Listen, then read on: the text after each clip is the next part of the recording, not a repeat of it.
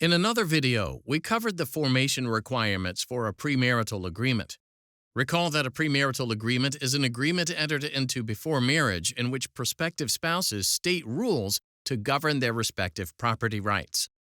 If the formation requirements are satisfied, then a premarital agreement is usually enforceable.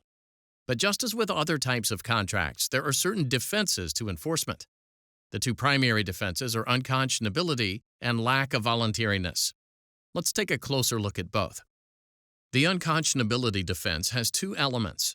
First, the spouse seeking to prevent enforcement must show that the premarital agreement was unconscionable at execution. Case law is still developing as to what qualifies as unconscionable, but one-sidedness, oppression, and unfair surprise are considerations. Mere unequal treatment of the spouses likely isn't enough alone to render an agreement unconscionable.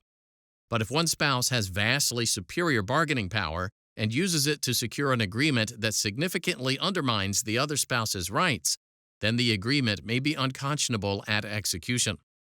Second, the spouse seeking to prevent enforcement must show that three factors demonstrate inadequate financial disclosures at execution.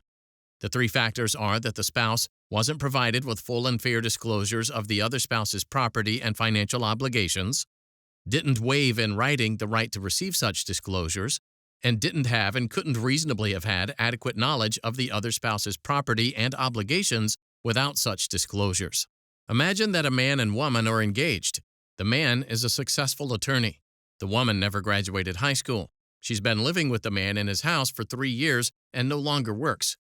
3 weeks before the wedding, the man presents the woman with a premarital agreement saying that each spouse's wages will be that spouse's separate property. Attached to the proposed agreement is a full disclosure of the man's property and financial obligations.